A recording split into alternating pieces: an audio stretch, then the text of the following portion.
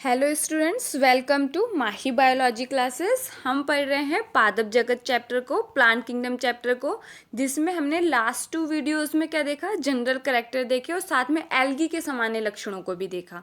आज हम आगे बढ़ेंगे। आज हम एल्गी शैवालों को पढ़ेंगे, उनकी क्लासेस को देखेंगे। मैंने आपको बताया था कि हमने 3 क्लासेस में डिवाइड किया है उनको, क्लोरोफाइसी, फियोफाइसी और रोडोफाइसी।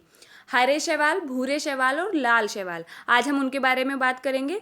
अगर आप इस चैनल पर नए हैं तो चैनल को सब्सक्राइब कीजिए। अगर आप चैनल के सब्सक्राइबर हैं तो इसे दूसरों के साथ शेयर कीजिए। एक चीज़ और, अगर आप सीरियसली नीट की प्रिपरेशन कर रहे हैं तो अच्छे से अलर्ट रहिए। ये नहीं है कि आप बिल्कुल रिस्पॉन्स ही नहीं देते हैं, आपसे कोई क्वेश्चन पूछा गया या कुछ भी। अगर आप इस चैनल पर पहले से बने हुए हैं तो आपको पता है कि मैंने 10,000 प्लस क्वेश्चन की सीरीज शुरू की है। साथ ही एनसीईआरटी एग्जाम्पलर को मैं आपको करा रही हूँ, वो हमारे दूसरे चैनल पर, नीट डिजिटल क्लासेस। अगर आपने अभी तक उस चैनल पर जाकर उसको सब्सक्राइब नहीं किया है तो ये आपका फॉल्ट है। आप अपना ही नुकसान कर रहे हैं। किसी भी चैनल पर, आप यूट्यूब के किसी भी चैनल पर जाओ, आपको कहीं भी इतने सारे क्वेश्चन का अमाउंट फ्री में नहीं मिलेगा, इतनी एक्सप्लेनेशन के साथ नहीं मिलेगा। साथ ही कोई भी आपको बिना सब्सक्रिप्शन के ऐसे कोई फ्री नहीं देता, कोई ना कोई सब्सक्रिप्शन चार्ज वहाँ होता है। यहाँ पर आपके लिए मेहनत हो रही है तो आपको भी ज़रूरत है मेहनत करने की साथ में। चलिए भी शुरू करते हैं आज का वीडियो। अगर आपने वो चैनल सब्सक्राइब नहीं किया है तो आप कम्युनिटी पर जाकर वहाँ से उसका वीडियो को लिंक लेकर उसको जाकर सब्सक्राइब कर सकते हैं। वो बहुत ज़्यादा बेनिफिट है। 10,000 प्लस क्वेश्चन सीरीज़ बहुत बड़ा अमाउंट होता है क्वेश्चन का नीट एग्जाम को क्रैक करने में। वो बायोलॉजी का है। अगर आपने अच्छा रिस्पॉन्स दिया उस चैनल के साथ, दूसरों के साथ शेयर किया, उसको सब्सक्राइब किया, तो हम वहाँ पर फिजिक्स और केमिस्ट्री का भी विद एक्सप्लेनेशन शुरू करेंगे। उसके लिए आपको अलर्ट होना ज़रूरी है, आपको एक्टिव रहना ज़रूरी है। ठीक है, चलिए भी शुरू करते हैं आज का वीडियो। देखिए, ये है हमारी फर्स्ट क्लास जो कि है क्लोरोफाइसी। मैंने आपको बताया था कि हमने जो शैवाल होते हैं उनको उनमें उपस्थित वर्णकों के आधार पर और उनमें जो संग्रहित जो भोजन होता है उसके आधार पर 3 क्लासेस में डिवाइड किया है। ये आपकी एनसीईआरटी है जहाँ पर हमने 3 क्लासेस में डिवाइड किया। ठीक है, थोड़ा बड़ी क्लासेस में हम पढ़ते हैं तो थोड़ा बड़ा लेवल होता है, बट हमारे लिए जो ज़रूरी है हम उसको पढ़ रहे हैं। तो इसलिए किसी अगर बुक में या कहीं ज़्यादा पढ़ा रही हो तो ज़्यादा टेंशन लेने की ज़रूरत नहीं है। जो आपके नीट एग्ज़ाम के पॉइंट ऑफ व्यू से इम्पोर्टेंट है मैं आपको वही पढ़ा रही हूँ, उससे ज़्यादा नहीं। ज़्यादा जो होगा हम वो भी पढ़ेंगे, लेकिन हम उनको क्वेश्चन के फॉर्म में भी देखेंगे। ठीक है, टेंशन लेने की ज़रूरत नहीं है। आपके नीट एग्जामिनेशन की पूरी टेंशन मेरी है, मेरी जिम्मेदारी है। आप बस अच्छे से पढ़िए, जो आपको निर्देश दिए जा रहे हैं उनको बस फॉलो कीजिए। ठीक है, वर्णकों के आधार पर जिनमें उपस्थित जो भोजन होता है उनके आधार पर 3 क्लासेस में बांटा गया है, क्लोरोफाइसी, फियोफाइसी और रोडोफाइसी। एक लास्ट वीडियो का करेक्शन करेंगे थोड़ा सा, मैंने शायद वहाँ पर बोल दिया था कि जो एल्गी होती हैं वो सर्वव्यापी होती हैं, हर जगह पाई जाती हैं। ये है कि पॉसिबल जगह पाई जाती हैं, लेकिन सर्वव्यापी वर्ड इनके लिए गलत होगा। सर्वव्यापी का मतलब तो ये हो गया कि बहुत गर्म स्थानों पर भी और जहाँ पर जीवन ना हो वैसे स्थानों पर भी, वहाँ पर वो आर्की बैक्टीरिया होते हैं। ठीक है, लेकिन हमने एल्गी के लिए ध्यान रखना है, एल्गी क्या होती हैं, ज़्यादातर एक्वेटिक होती हैं, मतलब जलीय होती हैं और नम स्थानों पर पाई जाती हैं। ठीक है, नम स्थानों पर मिलती हैं, जलीय होती हैं और के ज़्यादातर समुद्री और आलवड़ीय जलीय होती हैं, फ्रेश वाटर वाली होती हैं। ठीक है, अब देखते हैं हम फर्स्ट क्लास जो हमें दे रखी है क्लोरोफाइसी। क्लोरोफाइसी को सामान्य नाम होता है इनका हरे शैवाल। ठीक है, क्लोरोफाइसी के सदस्यों का प्रायः हरे शैवाल कहते हैं। इनमें क्या है, देखिए एल्गी में मैंने आपको बताया था उनके जनरल कैरेक्टर की एक कोशिकीय भी हो सकते हैं और ये बहुत ज़्यादा बड़े भी हो सकते हैं। वो कहते हैं कैल्प, जो समुद्र में ऐसे लगते हैं जैसे फॉरेस्ट हो, जैसे पूरा जंगल का लुक आता है फॉरेस्ट का, अगर पिक लें ऐसे तो ऐसे आता है, इसी टाइप का लुक आता है, बिल्कुल जैसे फॉरेस्ट होते हैं। इसलिए जब जहाज जो चलते हैं, पानी वाले जो जहाज चलते हैं, उनके नीचे अब देखो जब वो चल रहा है, नीचे मशीन लगी होगी कि वो उसको पानी में आगे मूव करा रही है, तो उसमें क्या होता है, जो ये कैल्प होते हैं वो उनको वहाँ पर रोक लेते हैं। इतने बड़े बड़े होते हैं कि वो उसमें अटक जाते हैं तो जहाज पलट भी सकता है, इतनी बड़ी होती है उनकी संख्या, कई सौ मीटर के होते हैं।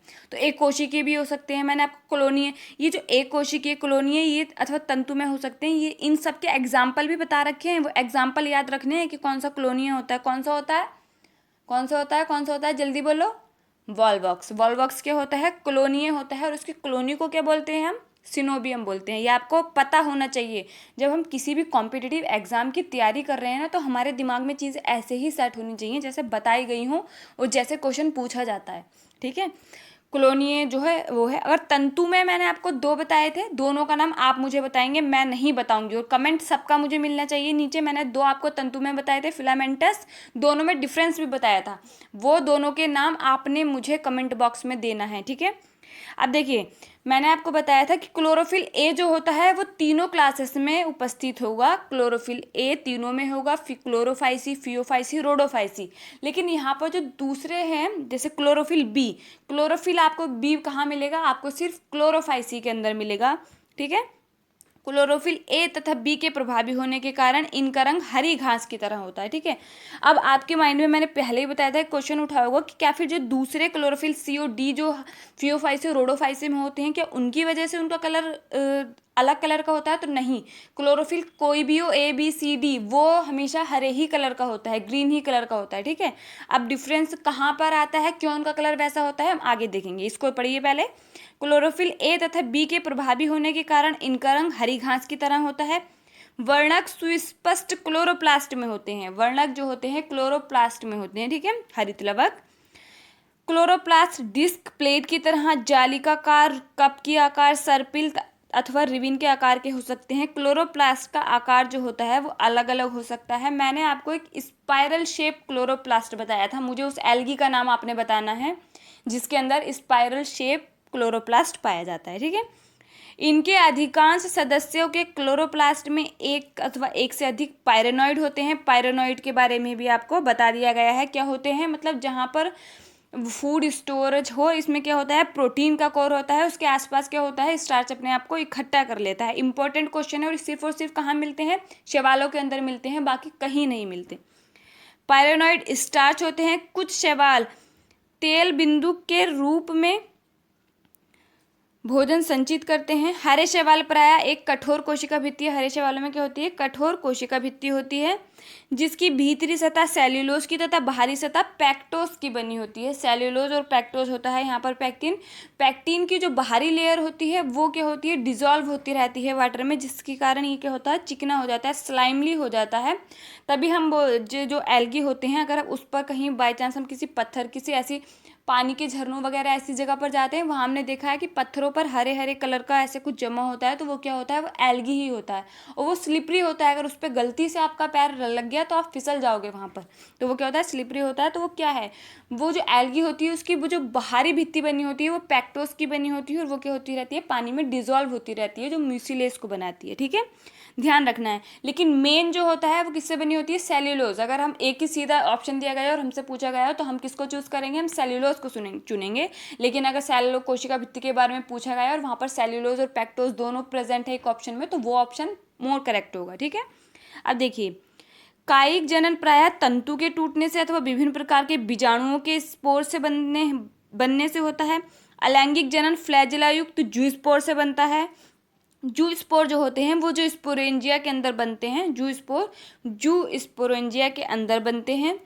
लैंगिक जनन में लैंगिक कोशिकाओं के बनने में बहुत विभिन्नता दिखाई पड़ती है। ये समयुग्मकी का मतलब क्या था हमारा, समयुग्मकी मतलब आकार में दोनों समान होंगे, नर युग्मक भी और मादा युग्मक भी। अगर उनमें फ्लैजेला प्रेजेंट भी हो सकता है और अनुपस्थित भी हो सकता है, ठीक है, उपस्थित भी हो सकता है और अनुपस्थित भी हो सकता है। फ्लैजेला क्या है, मूवमेंट में सहायक करने वाली संरचनाएं हैं, ध्यान रखना है। समयुग्मकी मतलब आकार में वो समान हो। अभी एक चीज और, अब चलो जब हम उसको स्पायरोगायरा का पढ़ेंगे जब हम बताएंगे। एक तो समयुग्मकी हमें समझ आ गया कि आकार में समान है, ठीक है, फिजियोलॉजी में समान है। अब एक ऐसा भी होगा कि आकार में तो समान है लेकिन उनकी फिजियोलॉजी असमान होती है, वो क्या है, वो भी समयुग्मकी है, लेकिन हम थोड़ा अलग से देखो उसका ये होगा। अगर हम उसको देखें कि आकार में तो समान है लेकिन फिजियोलॉजी उनकी विभिन्न है, देखने में तो एक समान लग रहा है लेकिन एक कम एक्टिव होगा, एक ज़्यादा एक्टिव होगा, तो अब वो क्या है, तो उसको बोलेंगे आकार के समयुग्मकी। जबकि फिजियोलॉजी से क्या होंगे, वो विषम युग्मकी होंगे, असमयुग्मकी होंगे, विषम नहीं, विषम अलग हो गए, ठीक है, ध्यान रखना है। और वो कहाँ पर होता है, वो एक स्पायरोगायरा में होता है। जब हम अलग से स्पायरोगायरा को पढ़ेंगे, क्योंकि स्पायरोगायरा मतलब उससे एक अलग से क्वेश्चन आता है करके, उसको एक हम अलग पढ़ेंगे, ठीक है, तो उसके लिए टेंशन लेने की जरूरत नहीं है।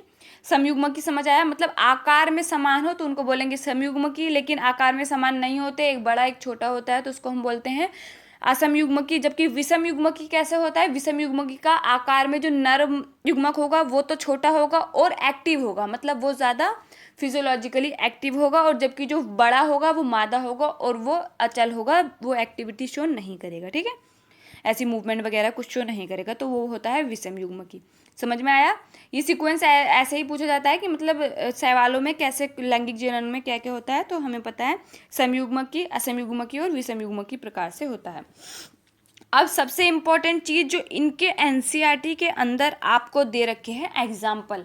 आपने कोई भी एग्जाम्पल बाद में किसी और बुक का या कहीं एमसीक्यू का याद करना है, वो हम एमसीक्यू में कर लेंगे।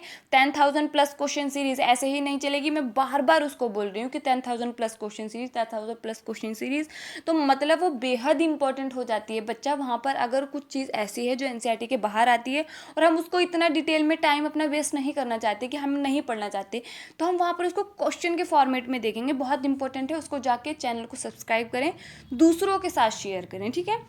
तो यहाँ पर जो एग्जाम्पल दे रखे हैं क्लोरोफाइसी के, वो दे रखे हैं क्लेमाइडोमोनास, वॉलबॉक्स, यूलोथ्रिक्स, स्पायरोगायरा तथा कारा, ठीक है। ये एग्जाम्पल आपके माइंड में एज इट इज सेट हो जाने चाहिए कि जब हम कारा का नाम लें तो हमें पता होना चाहिए वो क्लोरोफाइसी का मेंबर है, उसके क्या क्या करेक्टरिस्टिक हैं।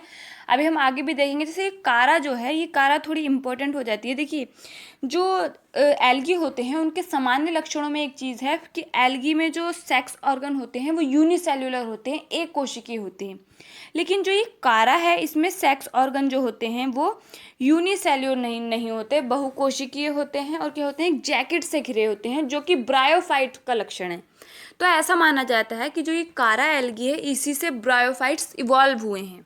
ये सबसे एडवांस एल्गी है, ठीक है, ध्यान रखना है। कारा में जो होता है वो एडवांस है, उनमें ब्रायोफाइट जैसा लक्षण क्या है, इनमें जो जनन अंग होते हैं वो एक कोशिकीय नहीं होते, जबकि बाकी सारी एल्गी में एक कोशिकीय होते हैं, लेकिन कारा में बहुकोशिकीय होते हैं और जैकेट से घिरे होते हैं, ठीक है, जो कि ब्रायोफाइटा का लक्षण है। इसलिए माना जाता है कि ब्रायोफाइटा का जो विकास हुआ है वो कारा से हुआ है, ठीक है। अब देखते हैं नेक्स्ट। अब आ जाता है हमारा फियोफाइसी, मतलब भूरे शैवाल। फियोफाइसी अथवा भूरे शैवाल मुख्यतः समुद्री आवास में होते हैं, मतलब ये मुख्यतः समुद्र में पाए जाते हैं। अभी जो मैंने आपको कैल्प का एग्जाम्पल दिया वो यहीं से था। उनके माप तथा आकार में बहुत विभिन्नताएं होती हैं। ये सरल शाखित तंतुमय से लेकर सघन जैसे कैल्प तक हो सकते हैं, सघन शाखित कैल्प तक हो सकते हैं। अब यहाँ पर आपको एग्जाम्पल दिया गया है भूरे शैवाल का। तंतुमय शैवाल का क्या दिया गया है, एक्टोकार्पस। तो इस चीज़ को ध्यान रखना है, ठीक है। जबकि सघन जो शाखित होते हैं, जो समुद्र में बहुत बड़े बड़े ऐसे फॉरेस्ट के समान संरचनाएं बना लेते हैं, वो क्या है, हमारे कैल्प होते हैं। कैल्प की ऊंचाई 100 मीटर तक हो सकती है। इनमें क्लोरोफिल ए और सी होता है। वहां पर क्या था, क्लोरोफिल ए और बी, यहाँ पर क्या है, क्लोरोफिल ए और सी। कैरोटोनॉइड तथा जैंथोफिल होता है। इनका रंग जैतूनी हरे से लेकर भूरे के विभिन्न शेड तक होता है। ये शेड जैंथोफिल वर्णक फ्यूकोजैंथिन की मात्रा पर निर्भर करता है। Very very important. किसके कारण होता है, फ्यूकोजैंथिन के कारण होता है। वो क्या है, एक जैंथोफिल वर्णक है, उसकी उपस्थिति के कारण भूरे शैवालों का कलर जो होता है वो भूरा होता है, ठीक है। अब देखिए नेक्स्ट। इनमें जटिल कार्बोहाइड्रेट के रूप में भोजन संचित रहता है। ये भोजन लैमिनेरियन अथवा मैनिटोल के रूप में होता है। ये चीज़ ध्यान रखना है। वहाँ पर हमने क्या देखा था, तेल की बूंदों के रूप में, स्टार्च के रूप में वहाँ पर क्या होता है, भोजन संचित होता है। यहाँ पर हम क्या देख रहे हैं, यहाँ पर हमें नाम दे रखा है कि जटिल कार्बोहाइड्रेट के रूप में भोजन संचित होता है, और ये क्या होते हैं, लैमिनेरिन अथवा मैनिटोल में हो सकता है। ऐसे ही क्वेश्चन पूछा जाता है कि भूरे शैवाल में भोजन किस रूप में संचित होता है। ऑप्शन आपको ध्यान रखने हैं, लैमिनेरिन अथवा मैनिटोल के रूप में हो सकता है, ठीक है। कायिक कोशिका में सेल्यूलोज की बनी कोशिका भित्ति होती है, जिसके बाहर की ओर एल्जिन तथा जिलेटिन अस्तर होता है। ये भी इम्पोर्टेंट है। एल्जिन का पूछा जाता है कि कहाँ होता है, तो ये कहाँ होता है, भूरे शैवालों में होता है। प्रोटोप्लास्ट में लवक के अतिरिक्त केंद्र में राजधानी तथा केंद्रक होते हैं। पौधा प्रायः संलग्न द्वारा आधा स्तर से जुड़ा होता है। ये आपकी जो एनसीईआरटी के अंदर डायग्राम दे रखा है ना, ये वहाँ पर आपको डायग्राम के अंदर बता रखा है, ठीक है। अधःस्तर सबस्ट्रेटम से जुड़ा होता है, मतलब जो पौधा होता है वो कैसे सबस्ट्रेटम से जुड़ा होता है, तो ये वहाँ पर दे रखा है। वो संरचनाएं जो आपको डायग्राम दे रखी है ना एल्गी की सारी, जहाँ पर जो लिखा है वैसे ही एग्जामिनर वैसे ही आपसे क्वेश्चन कर सकता है, क्योंकि वो आपके एनसीईआरटी के डायग्राम है। एक आपका वो इरेज करके वहाँ पे ऑप्शन दे सकता है कि ये क्या है, तो उसको भी ध्यान रखना है, ठीक है। कायिक जनन जो होता है वो विखंडन विधि द्वारा होता है। अलैंगिक जनन नाशपाती के आकार वाले 2 फ्लैजेला युक्त जूस्पोर से होता है। इंपॉर्टेंट पॉइंट है, 2 फ्लैजेला युक्त जूस्पोर से होता है। इसके फ्लैजेला असमान होते हैं तथा पार्श्वीय रूप से जुड़े होते हैं, ठीक है। इनमें लैंगिक जनन समयुग्मकी, असमयुग्मकी अथवा विषमयुग्मकी हो सकता है। युग्मकों का संगम जल में अथवा अंडधानी में हो सकता है। युग्मक पायरिफॉर्म की आकार के होते हैं, मतलब नाशपाती आकार की होती है। इनमें पार्श्व में 2 फ्लैजेला होते हैं। इनके जो सामान्य सदस्य दे रखे हैं वो देखा, एक्टोकार्पस, डिक्टियोटा, लैमिनेरिया, सार्गासम तथा फ्यूकस है। इंपॉर्टेंट है, ध्यान रखना है सारे एग्जाम्पल को, ठीक है। आगे बढ़ते हैं। नेक्स्ट क्लास आती है हमारी रोडोफाइसी। रोडोफाइसी मतलब लाल शैवाल। रोडोफाइसी लाल शैवाल है। इनका रंग लाल वर्णक आर फाइकोएरिथ्रिन के कारण, इंपॉर्टेंट पॉइंट, लाल होता है। अधिकांश लाल शैवाल के होते हैं समुद्री होते हैं, ये भी समुद्र में पाए जाते हैं इसलिए ये समुद्री होते हैं, और इनकी बहुलता समुद्र के गर्म क्षेत्र में अधिक होती है। ये पानी की सतह पर जहाँ अधिक प्रकाश होता है वहाँ भी पाए जाते हैं, और समुद्र की गहराई में भी जहाँ कम प्रकाश होता है वहाँ भी पाए जाते हैं, ठीक है। लाल शैवाल का थैलस अधिकांशतः बहुकोशिक होता है, और इनमें से कुछ की संरचना बड़ी जटिल होती है। भोजन फ्लोरिडियन स्टार्च के रूप में संचित होता है, ध्यान रखना है ये पॉइंट को, ठीक है। इस स्टार्च की संरचना एमाइलो प्रोटीन तथा ग्लाइकोजन की तरह होती है। क्वेश्चन ऐसे पूछा जाता है कि ग्लाइकोजन की संरचना की समान, मतलब किस में कौन सी एल्गी के अंदर रहता है। हो सकता है आपको क्लास दी गई हो या हो सकता है आपको एग्जाम्पल दिया गया हो, तो ध्यान रखना है किस में दिया गया है, तो वो दिया गया है रोडोफाइसी लाल शैवाल में, ठीक है। इनमें कायिक जनन विखंडक, अलैंगिक जनन अचल स्पोर, वेरी वेरी इंपॉर्टेंट। यहीं से क्वेश्चन ऐसे ही फ्रेम होता है, बच्चे इस स्टेटमेंट पर ध्यान नहीं देते। अलैंगिक जनन अचल स्पोर, वहां पर हमने देखा था कि चल स्पोर थे, जबकि हमने फ्यूफाइसी में देखा 2 फ्लैजला पाए जा रहे थे, 2 फ्लैजला से मूव कर दे। लेकिन यहाँ पर जो लैंगिक जनन होते, जो बीजाणु होते हैं वो क्या होते हैं, अचल होते हैं, मतलब उनमें फ्लैजला जैसी संरचना नहीं देखने को मिलेगी, ये भी ध्यान रखना है, ठीक है। और जबकि लैंगिक जनन भी क्या होता है, अचल युग्मकों के द्वारा होता है, ध्यान रखना है, ये इंपॉर्टेंट पॉइंट है दोनों ही। इनमें कायिक जनन विखंडन से होगा। विखंडन मतलब कोई बॉडी, जो उनकी बॉडी होगी वो टूटेगी और नए पार्ट से क्या होगा, एक नया एल्गी बन जाएगा। लेकिन अलैंगिक जनन क्या होता है, अचल स्पोर से होता है अचल बीजाणुओं से होता है, ये भी ध्यान रखना है। और जो लैंगिक जनन है वो भी अचल युग्मकों द्वारा होता है, ठीक है। लैंगिक जनन जो होता है विषम युग्मकीय होता है। इनमें लैंगिक जनन कैसा होगा, विषम युग्मकीय होगा, ये भी ध्यान रखना है।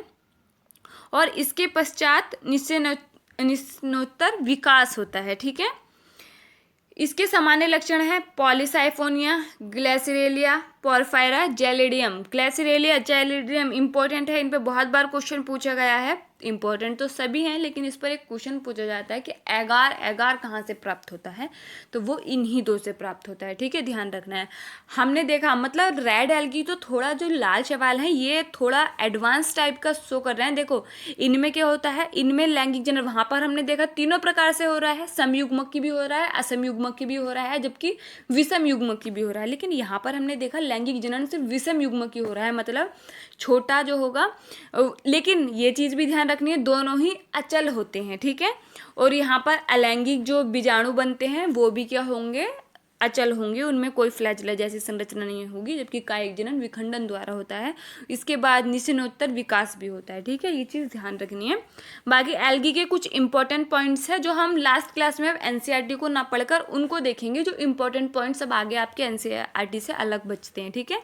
ये थे हमारी एल्गी शैवाल, इंपॉर्टेंट है आपकी एनसीईआरटी। एक एक चीज़ देखो, एक चीज़ के बच्चे वर्णन लेंगे कि हम कैसे याद करेंगे, कैसे, तो कुछ नहीं, revision is the key of success. आप जितनी बार भी पढ़ सकते हैं, अपनी अपनी एनसीईआरटी को पढ़िए। मैंने एक चीज़ जब आपको स्ट्रेटेजी बताई थी कैसे प्रिपरेशन कर रही है, तो मैं आपको बताती हूँ। आपको प्रिपरेशन ऐसे करनी है कि आप नहीं भी पढ़ रहे हैं ना, जब आपके पढ़ने का टाइम नहीं है, जब आपने अपना टाइम टेबल सेट किया और आप नहीं पढ़ रहे हैं, तब भी आप पढ़ रहे हैं। अब इस चीज़ का मतलब खुद से फाइंड आउट कर लीजिए, उस वाली वीडियो को जाके देखिए जो आपको स्ट्रेटेजी बता दी गई है। ऐसे ही प्रिपरेशन होती है। नीट बहुत अच्छा एग्ज़ाम है, बहुत अच्छे लेवल का एग्ज़ाम होता है, तो इसको थोड़ा सा ऐसे ही नहीं लेना है। हमने नीट में अच्छे मार्क्स ऑब्टेन करके अच्छी रैंक प्राप्त करनी है, गवर्नमेंट कॉलेज लेना है, ठीक है। तो उसके लिए हमने मेहनत करनी है, इसलिए अच्छे से पढ़ना, अच्छे से मतलब बहुत अच्छे से दिल जान लगा देनी है हमने अपनी। हम तो कर ही रहे हैं, आपने हमसे ज़्यादा मेहनत करनी है, ठीक है। हम आपको एक एक इम्पॉर्टेंट चीज़ पर आपको बता देंगे कि कहाँ से क्वेश्चन कैसे बनता है। आप देखेंगे जब अपना एग्ज़ाम देंगे सारे क्वेश्चन वहीं से होंगे।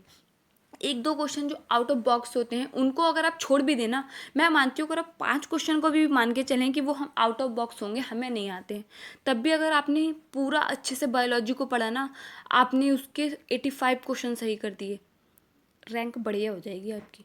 देखेंगे आप सब आपकी रैंक को। 5 क्वेश्चन को अगर आप भूल भी जाएं, लेकिन फिर भी अगर हम अपने कॉन्सेप्ट समझते हुए करते हैं ना, 90 क्वेश्चन को हम फाड़ के आएंगे, देखना। चलिए फिर मिलते हैं हमारे नेक्स्ट क्वेश्चन में, नेक्स्ट वीडियो में। तब तक के लिए पढ़ते रहिए। Thank you.